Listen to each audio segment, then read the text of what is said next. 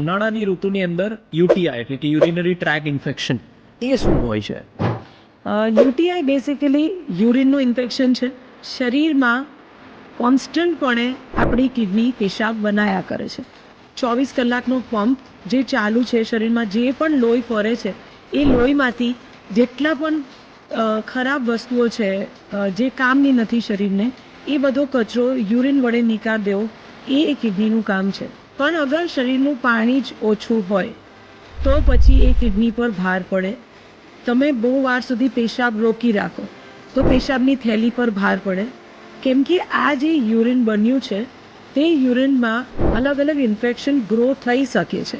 એટલે જો તમે હોલ્ડ કરી રાખશો, એ કચરો છે, કચરો વધારે વાર સુધી ભરી રાખશો તો પછી એમાં કંઈક ને કંઈક સડો લાગશે અને દેટ કોઝિસ યુરિનરી ઇન્ફેક્શન.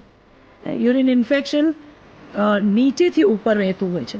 એટલે તમને બધાથી પહેલાં તમે જ્યાંથી યુરિન નીકાળો છો, પછી પેશાબની થેલી, પછી પેશાબની નળીઓ અને પછી કિડની, આમ રીતે ઉપર જતું હોય છે. એટલે તમે કોઈ એવી જગ્યા બાથરૂમ યુઝ કર્યું જે ક્લીન નહોતું, કે ત્યાં ઓલરેડી ઇન્ફેક્શન હતું, તો પણ તમે કન્ટ્રાક્ટ કરી શકો છો. તમે કોઈ એવા સ્વિમિંગ પુલમાં કે કોઈ નદીમાં એવી જગ્યાએ ગયા કે જ્યાં પાણી ચોખ્ખું નહોતું અને એ